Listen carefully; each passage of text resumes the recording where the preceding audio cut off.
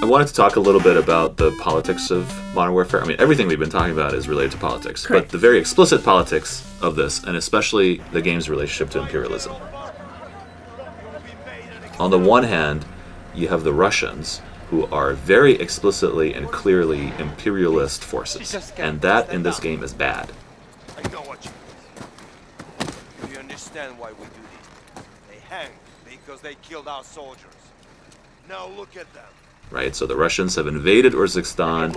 They are murdering people. They're putting them to forced labor. They're using chemical weapons. They brutalize them, and they. What's interesting is that Barkov, especially in his speeches, he's using the language that became very common during the War on Terror. Right, he's saying, we're going to root out the terrorists, and we're here to fight for freedom and order and so on. So you have this very clear depiction of the Russians properly, I think correctly represented as an imperialist power. Oh, nice. It's interesting, though, that this is done in a way that really puts it over the top. It's like, in order for the badness of imperialism to become clear, it's almost like the Russians have to be extra evil. Right? It's like they have to do the forced labor thing. They have to use chemical weapons. Kidnap children. Yeah, kidnap children, torture them in prison, right? And so on. Okay, we know the Russians have acted in imperialistic fashion in all kinds of contexts, right? In Afghanistan, in Syria, in Chechnya, Dagestan, and so on.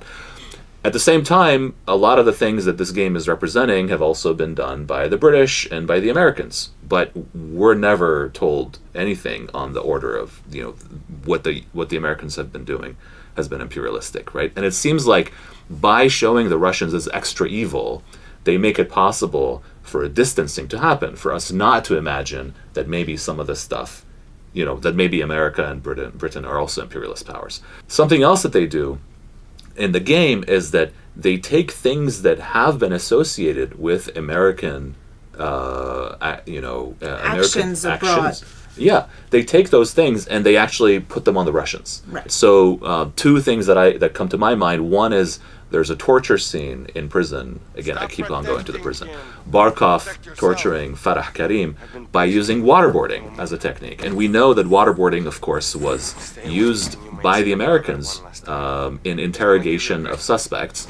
And it was actually formally approved by the Justice Department, right, at some point after the War on Terror. So, but then here in the game, it's put on the Russians. We know other countries have used waterboarding, but here it's explicitly the Russians that are doing it.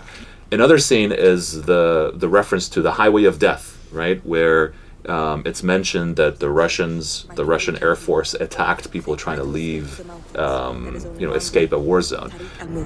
The Highway of Death. The Russians bombed it during the invasion, killing the people trying to escape. To choose the title Highway of Death is really strange because that's a direct reference, or it's a name that became associated with the First Gulf War. Right? It was, and who was it that did that caused the Highway of Death? It was the Americans. Then bombers and helicopter gunships went down the 2-mile-long line of traffic and methodically blew up every single vehicle. It was one of the most controversial events of the war. Right? It was American forces attacking Iraqis, leaving, right? Kuwait. Leaving Kuwait City, and it wasn't even just military, Iraqi military, right? No. It was, all kinds of people trying to escape to Iraq, and here it's mentioned as though, it has no history. It has no history. Or it would not trigger any memories. And of course, it's displaced onto the Russian. So we'll actually put a link to a story about this in our YouTube, on our YouTube page, where you can follow this up, because it actually caused some controversy. There were people who objected to this depiction, because it is, you could say this is fiction and so on, but it's fiction that is taking real world events and is in a sense reinterpreting or displacing them in a way that whitewashes that history in a sense, or at least muddies the waters in such a way that you look at that history perhaps in a different way. Right. the game allows you to feel indignation on behalf of these civilians, or even in the case of the Highway of Death, which is where you learn to sort of use sniper rifles, etc., to exact justice and revenge on behalf of these civilians against the Russians. At this point, you're fighting with Farah and Hadir before he's kind of branched off to do his own thing or gone rogue. So it allows you to inhabit this moralistic space where you are enacting justice for the crimes that these Russians have committed. It's part of the way that the game has been used to recruit young people to fight for the US military. There's been a very recent scandal about the US Army's attempt to recruit people through tournaments, actually. You make the military look like it is morally good, right? That you were fighting a just war, you were fighting a good fight against these bad guys who are doing all sorts of horrible things, while ignoring the sort of real life truths that any military with an imperialistic mission, with a mission that extends beyond the purely defensive of its own borders, is going to commit atrocities that are going to end up harming civilians.